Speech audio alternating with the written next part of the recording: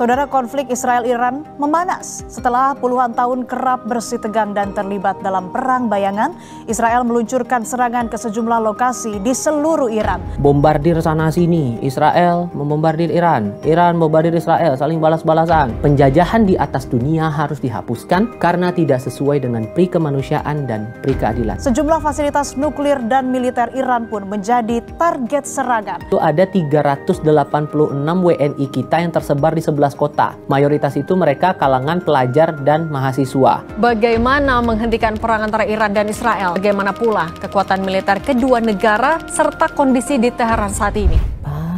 Lagi ini. Ya ampun, mukanya kusut banget, kemarin marah-marah, ngoceh-ngoceh.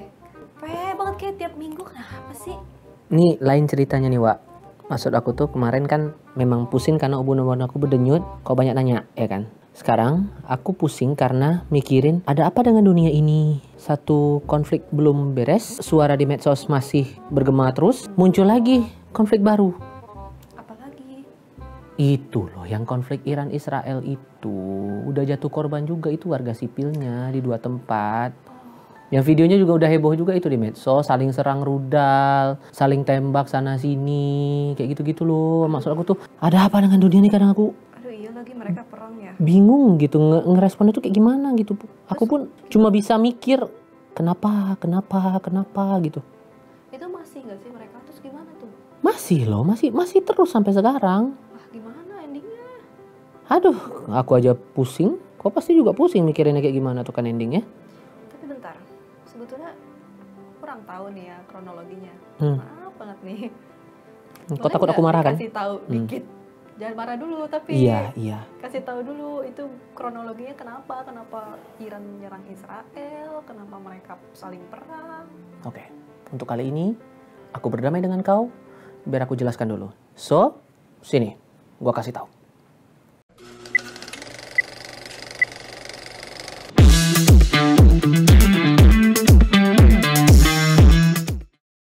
Kau bayangkanlah, belum selesai satu konflik, udah muncul lagi konflik baru. Malam-malam udah bombardir sana-sini, Israel membombardir Iran, Iran membombardir Israel, saling balas-balasan, habis-habisan semuanya. Dan bukan lagi uji coba tuh konteksnya, enggak, memang betulan konflik itu udah terjadi, saling serang di situ. Serang senjata, rudal lah Pak, itu udah banyak korban yang berjatuhan di situ. Makin memanaslah kondisi di Timur Tengah itu kan, weh. Makin memanas, Israel udah meluncurkan rentetan rudal ke banyak fasilitas militer, dan kejadian itu aku ingat betul tuh catatan tanggalnya tuh paling pertama muncul 13 Juni 2025 waktu itu. Nah, konflik ini langsung menyita perhatian banyak orang. Dunia pun udah menaruh atensi di situ. Udah banyak pemberitaan di media massa, lini massa, media sosial juga udah meramaikan kondisi memanas konflik antara dua negara ini, Iran dan Israel yang saling serang sana sini. Disitulah kemudian pecahlah sekarang fokus perhatian kita semua. Selain dengan konflik yang ada di tempat lain, kita juga perhatikan masalah Iran dan Israel ini. Tadi udah aku bilang, mulainya kan tanggal 13 Juni. Waktu itu hari Jumat. Awalnya itu kan Israel lancarkan serangan mendadak ke wilayah Iran, persisnya di ibu kota Teheran saat itu, dan itu nama operasinya adalah Operasi Singa Bangkit, pakai bahasa Inggris lah. Operasinya itu Rising Lion namanya. Dan diyakini ini menjadi bagian dari operasi besar yang dilakukan oleh militernya Israel. Yang disasar apa-apa aja, sebetulnya ada banyak titik, ada banyak fasilitas, tapi yang paling utama yang aku perhatikan ya, yang diserang sama Israel itu adalah fasilitas nuklir. Lokasi persisnya itu ada di Natan, dan itu masif upaya serangan yang dilakukan sama Israel di titik itu. Gak cuman di fasilitas nuklir, tapi juga bangunan militer ikut kena, bahkan tidak menutup peluang juga banyak rumah warga ikut terdampak di situ. Jelas ada catatan korban jiwa yang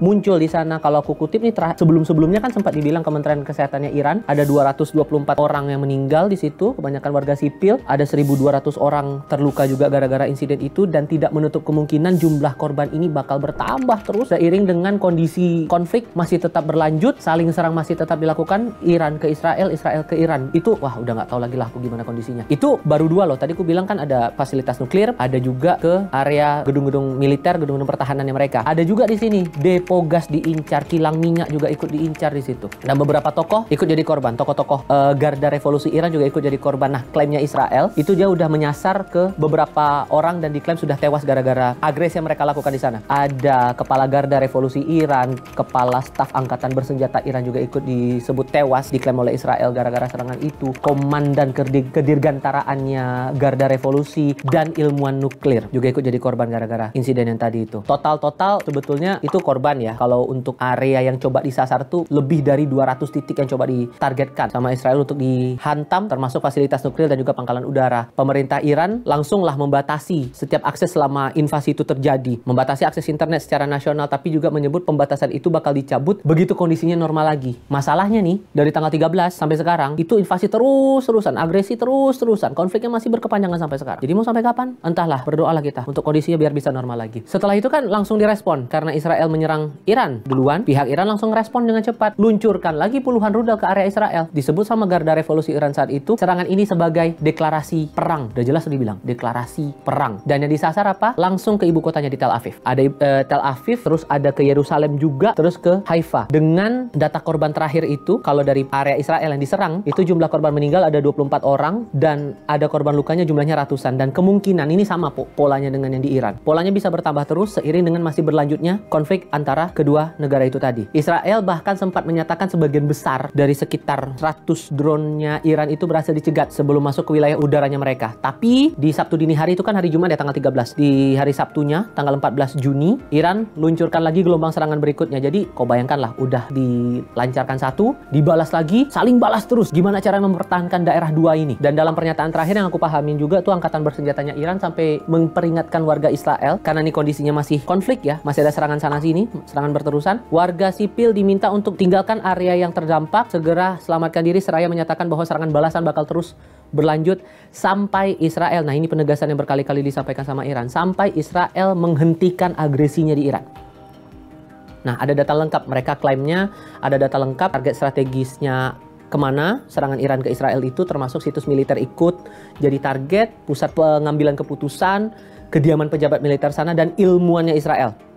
Jadi kalau melihat polanya hampir-hampir mirip target-target yang mau coba disasar. Sampai pemimpin tertingginya Iran, Ayatollah Khamenei, udah bersumpah tuh akan memberikan hukuman berat katanya. Hukuman berat kepada Israel karena sudah menyerang negaranya duluan. Apakah ini awalnya doang? Sebetulnya udah lama catatan mereka berkonflik itu. Awalnya itu dari tahun 79 saat Iran menyatakan revolusi. Dari tahun 79, dan saat itu pemimpin Iran secara terbuka udah menyatakan permusuhan ke Israel. Dan di saat yang sama juga Israel pun menyatakan bahwa Iran ini jadi musuh nomor satunya mereka. Itu dikutip juga pemberitaannya di Amerika Serikat, The New York Times waktu itu bilang hubungan Israel dan Iran ini memang udah lama diwarnai sama konflik. Sampai juga dibilang sama Perdana Menterinya Israel saat ini, Benjamin Netanyahu, serangan Israel ke Iran itu upaya untuk mencegah berkembangnya program nuklir Iran. Makanya kalau kau cermati lagi tadi omongan aku, target-targetnya adalah area pengembangan teknologi nuklir kan. Israel yang sasar ke Iran tadi. Israel sadar saat itu bahwa program nuklirnya Iran ini makin dekat ke garis merah. Kekhawatiran mereka apa? Jadi mereka tuh khawatir jangan-jangan Iran udah bisa bikin senjata nuklir dan itu ancaman eksistensi pertahanan mereka. Karena kan kondisinya gini, Israel tuh jadi salah satu negara yang unggul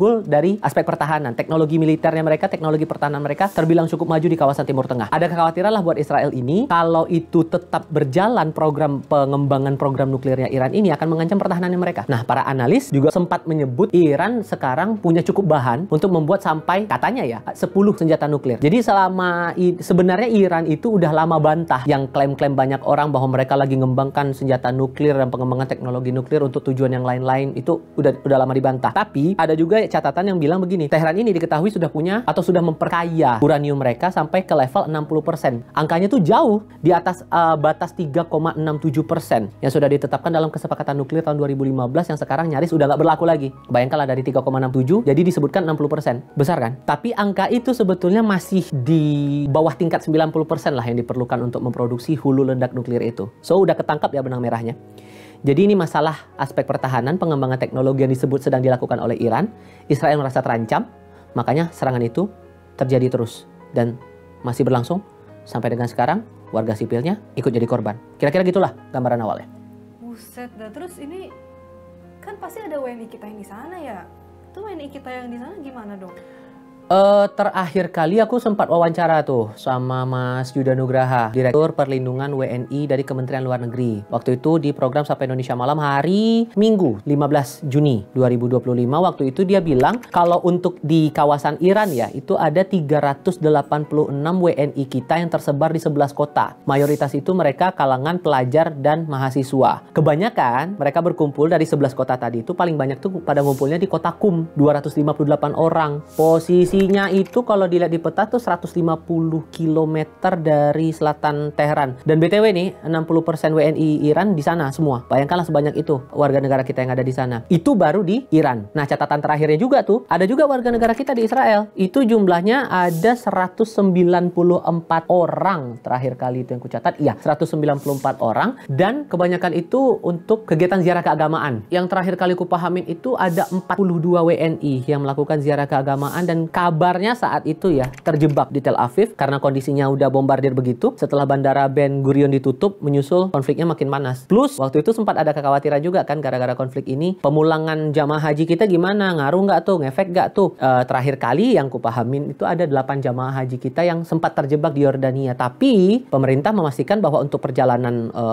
pemulangan jamaah haji Indonesia dari Tanah Suci, Arab Saudi ke Indonesia lagi, itu nggak ada ngaruh apa-apa. Jadi kira-kira begitu untuk jumlah WNI kita di dua daerah tadi ya. Sikap pemerintah gimana? Sebetulnya ada banyak hal yang aku tangkap di sini dari sikap negara kita soal konflik yang bermunculan sampai dengan sekarang. KBRI kita yang ada di Iran, di Tehran itu udah minta kepada WNI kita untuk tetap memantau situasi, memastikan kondisi tetap aman dan jangan sampai berada di area-area yang sensitif. Ibaratnya gitu. Termasuk Mas Yuda juga waktu itu sempat ngomong, perwakilan diplomatik kita yang ada di Yordania udah ngasih asistensi buat puluhan WNI kita bisa keluar dari Israel melalui jalur darat. Cuman kan tantangannya dengan masih bombardir seperti kayak sekarang, darat, laut, udara kan kasarnya udah nggak aman kan kalau udah kondisi konflik kayak begitu. Jadi nunggu kondisi agak redaan dikit, kemungkinan untuk pemulangan juga akan membaca situasi lagi di lapangan kan kayak gitu. Nah, yang di Israel, itu kan tadi yang di Iran. Kalau yang di Israel, para WNI yang kejebak di sana, harusnya kan keluar lewat Tel Aviv tuh. Tapi nggak bisa, bandara kan ditutup tadi. Mereka lagi dibantu tuh sama tim dari KBRI aman buat melintas ke Yordania. Terakhir kali itu yang kupahamin juga, sempat ada konferensi pers tuh dari Duta Besar Iran untuk Indonesia di Jakarta. Dan dia menyebut bahwa pemerintah Iran akan memfasilitasi, membantu pemulangan WNI untuk kembali lagi ke tanah air, meninggalkan negaranya di tengah konflik yang masih berlanjut sampai dengan sekarang, dan udah lakukan komunikasi dengan pemerintah Indonesia. Ya harapan kita kan semoga bisa segera dipulangkan lah kan, karena kita kan nggak mau ya kalau ada korban dari warga negara kita dengan kondisi yang sefatal itu loh eskalasinya, dan kita nggak menutup kemungkinan akan lebih besar lagi kalau itu tidak segera diredam toh. Dari yang terakhir juga kupahamin, DPR juga bersuara waktu itu, karena aspeknya pertahanan dan luar negeri, Komisi 1 lah yang ngomong. Waktu itu aku ingatnya anggota Komisi 1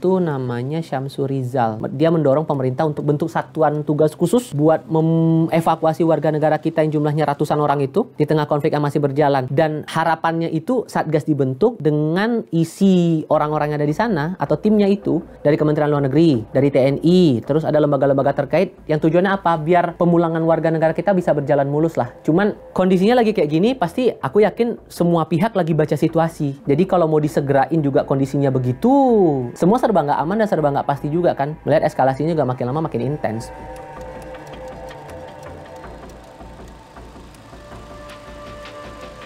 Itu dari negara kita. Tekanan dunia pun makin jadi-jadi lagi, karena kan kayak ku bilang di awal, konflik yang satu belum beres, sudah lagi muncul konflik yang lain. Terakhir tuh Sekjen PBB Antonio Guterres udah menyerukan stop konflik ini dan menekankan bahwa perdamaian dan diplomasi harus dijadikan jalan keluar untuk menghindari jangan sampai muncul korban-korban jiwa warga sipil di tengah konflik yang berlanjut sampai dengan sekarang. Dan akibat peperangan itu, negara-negara kayak Iran, Israel, Irak, Yordania, Suriah langsung tutup wilayah udaranya mereka. Jelas, ini aspek keamanan juga kan. Jangan sampai ada orang lain yang sebetulnya tidak terlibat dari konflik itu malah ikutan jadi korban. Intinya buat amanin semuanya lah ibaratnya kayak gitu, walaupun kondisinya juga nggak aman kalau mau dibilang. Dan penerbangan maskapai global dibatalin, ngalih rute penerbangan semua, dan panjang lah efeknya. Aku juga nggak kebayang itu kalau penerbangan udara sampai tetap dibuka dengan kondisi dar-der-dor begitu. Iya Allah, ngeri.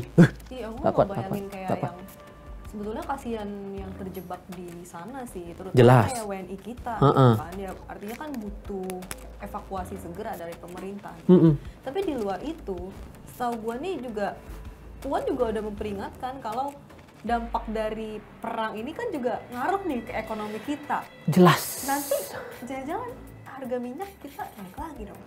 Jelas. Ada kekhawatiran kayak gitu wajar sebetulnya, karena Iran tuh kan tadi sempat kubilang kan yang jadi target sasarannya Israel di Iran itu apa? Depo gas sama kilang minyak kan. Produsen paling besar itu ada di Iran. Kilangnya diserang, pasti ngaruh dong ke stok, pasokan, dan pasti akan diekspor juga ke negara lain. Tak terkecuali buat Indonesia. Efek perdagangan global juga akan ngikut. Ya kau bacalah konflik-konflik yang bermunculan sebelum-sebelum ini. Terjadi satu, pasar bergejolak. Gak cuma saham tuh. Untuk kebutuhan ekspor produk-produk, komoditas-komoditas yang esensial macam kebutuhan pangan lah, migas lah, mineral dan lain-lain itu pasti ngaruh. Sedikit banyaknya pasti akan ngaruh ke harga itu. Dan itu betul kata kau, udah diingatkan sama DPR, udah diwanti-wanti juga sama pemerintah untuk diawasi nih kemungkinan-kemungkinan yang bakal terjadi eskalasinya. Gak cuma Puan Maharani ketua DPR yang ngomong, tapi Menteri Keuangan, Menko, Sri Mulyani juga udah mengingatkan ada kemungkinan ke arah sana sambil membaca situasi di lapangan. Ngomongin dampak sebetulnya global pasti ngaruh. Dan efeknya ke Indonesia jelas gak bisa dielakkan kalau udah urusan kayak begitu. Dan yang paling terasa adalah harga minyak. Kita kemana-mana kan kalau udah kebutuhan transport, buat komoditas di antar sana sini, kebutuhan logistik, butuh dong bahan bakar. Datang apa? Dari minyak itu. Minyak kita juga masih ada yang impor. Nah, saat itu kondisinya lagi, kondisi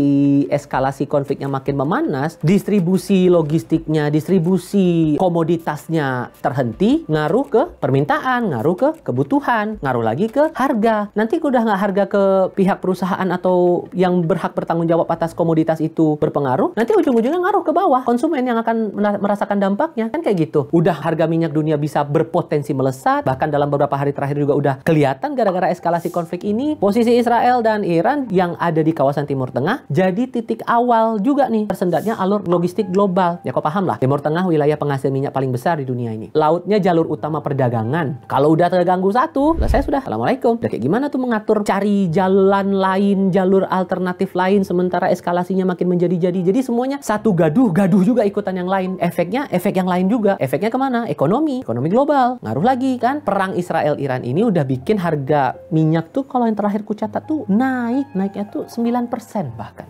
Bayangkanlah sama kau. Bahkan JP Morgan tuh sempat prediksi harga minyak kita bakal ngelonjak juga hingga $130 Amerika per barel kalau eskalasinya tidak segera diredam. Kalau masih panjang konflik ini, nggak menutup kemungkinan itu harganya bakal melambung terus hingga Iran menutup Selat Hormuz yang menjadi lalu lintas pengangkutan minyak dunia. Ini proyeksinya disebut-sebut jadi level paling tinggi harga minyak setelah tahun 2022 waktu itu. Waktu itu kita sempat rekornya $139 Amerika per barel. Gara-gara apa? Konflik Rusia-Ukraina waktu itu. Sebagai net importer nih, kenaikan harga minyak dunia udah pasti kan ngaruh ke ekonomi kita. Sedikit banyaknya pasti akan ngaruh lah. Kalau harga minyak dunia naik, misalnya, artinya kan BBM kita di dalam negeri untuk kebutuhan pasokan dalam negeri bisa naik. Devisa bakal kekuras buat biayain itu impor BBM yang harganya naik juga. Subsidi energi ikutan ngaruh, anggaran juga bakal diotak-atik sana-sini. Nanti pos anggarannya udah kacau, udah semuanya. Bayangkan sama kau tuh. Untuk satu konflik yang terjadi antara dua negara, panjang urusannya merembet ke negara yang lain. Dan urusannya apa? Duit kita juga. Agak ngenes sih, tapi semoga jangan kejadian deh. Kita berharapnya kan jangan sampai langsung ngimbasnya tuh bakal melambung kebutuhan pokok kita, BBM bakal naik melambung berapa-berapa. Jangan ya. Lagi serba nggak pasti semua, tambah lagi ini makin nggak pasti lagi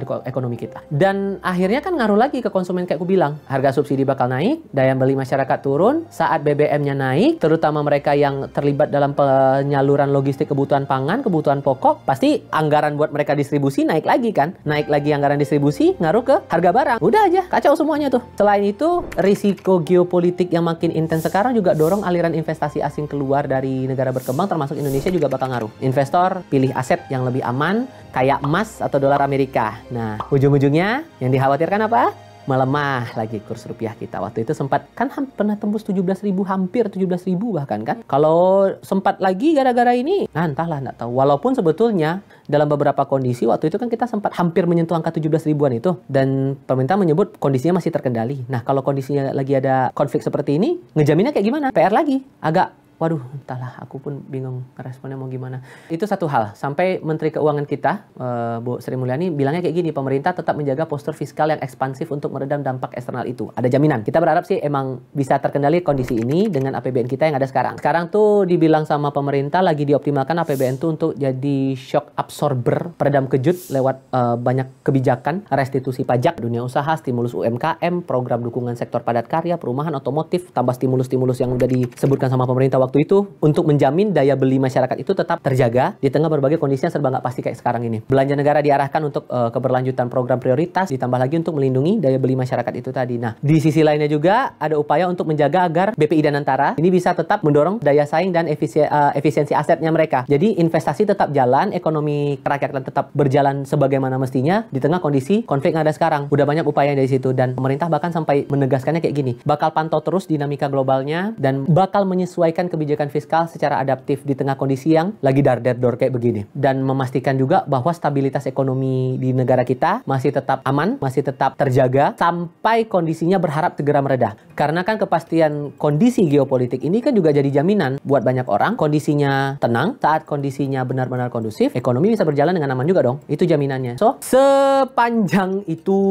efeknya dan aku pengennya jangan sampai berterusan karena akan banyak hajat hidup orang yang terimbas gara-gara konflik Israel-Iran ini. So, pengennya kan damai nih segera. Bahkan dari pemerintah Indonesia, aku ingat tuh, aku sempat nanya sama teman-teman wartawan istana tuh, Kepala Kantor Komunikasi Kepresidenan Hasan Nasbi. Jadi ini sikap Indonesia gimana nih dengan eskalasi yang makin intens Iran dan Israel ini? Intinya mereka mengecam segala bentuk upaya agresi, satu, dan mereka tetap mendorong agar penyelesaiannya lewat jalur diplomasi dan hukum internasional dan meminta agar deeskalasi dari konflik ini bisa segera dilakukan. Upaya-upaya diplomatik itulah yang coba disuarakan, bahkan terakhir kali kan Pak Prabowo juga udah bersuara pas dia lawatan ke Singapura mengecam aksi atau konflik yang masih muncul sampai dengan sekarang ini yang pada ujungnya warga sipil ikut jadi korban kan. Karena perang ini jelas bukan cuma urusan dua negara yang saling nggak suka dari dulu nih. Ini juga konflik besar yang akhirnya menyeret negara-negara lain, bikin warga sipil menderita, ada yang jadi korban jiwa, WNI kita jadi terkunci di daerah masing-masing gara-gara kondisinya serba nggak jelas kayak gitu. Dar-der-dornya makin bertubi-tubi. Kita berharap sih ada penanganan segera ya biar WNI kita bisa posisinya aman dan lekas dipulangkan lah, terlepas bahwa mereka masih akan tetap lihat kondisi di lapangan juga kan. Garda terdepan negara kita untuk menjamin kondisi kita tetap aman, tetap kondusif, termasuk dari segi ekonomi. Karena balik lagi, kita kan hidup harus tetap berjalan ya. Kebutuhan hidup harus tetap jalan saat masih ada sebagian kebutuhan pangan kita yang datang lewat proses impor. Kalau secara logistik aja nggak lancar, tersendat di satu sisi, bakal ngaruh ke harga, nanti sampai ke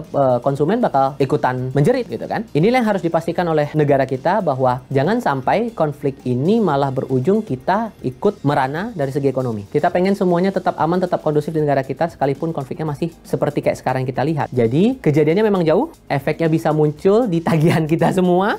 Itu yang jangan sampai kita khawatirkan, betul, jangan sampai. Makanya penting, semua harus memiliki kepedulian tentang isu-isu global ini biar kita tetap bisa jaga dompet, jaga pikiran, jaga masa depan. Tapi yang satu lagi yang juga penting, aku selalu ngomong kayak gini, bahkan kalau untuk nyinggung konflik-konflik yang juga muncul di wilayah-wilayah lain, aku selalu mendasarkan pada pembukaan Undang-Undang Dasar 1945. Yang paling ditekankan adalah, dan rasaku ini nilainya universal untuk semua negara dan aku yakin semuanya pasti akan setuju. Penjajahan di atas dunia harus dihapuskan karena tidak sesuai dengan pri kemanusiaan dan pri keadilan. Dahulukanlah kemanusiaan itu ketimbang egonya masing-masing. Saat konflik ini malah ujungnya warga sipil yang terdampak, mereka yang jadi korban jiwa. Nah, tolong pikirkan. Banyak manusia yang tidak bersalah, yang tidak punya urusan sama sekali dengan konflik ini, yang malah ikutan merana, ikutan sengsara, ikutan menderita. Jadi please, aku berharapnya sih segeralah mereda biar kita semua hidup dalam kondisi damai sentosa. Amin. Amin. Amin. Semoga tuh. Doa ya. BTW inget banget tuh pembukaan undang-undang. Lu dulu suka tugas ya waktu sekolah ya? Upacara. Semua posisi dah ku coba ya. Komandan upacara, yang baca undang-undang, yang baca Pancasila, makanya aku hafal. Wow. Aku tidak menyangka. Mantap Udah, kan? jangan pusing-pusing lagi ya. Semoga harga minyak nggak naik. Jangan Nanti aku udah. kedepannya gue beli apa-apa mahal. Itu dia. Tapi ya terlepas dari itu tetap kita pengen hidup aman sentosa kan? Iya. Ya Damailah semua. Jangan ada perang-perang lagi. Jangan.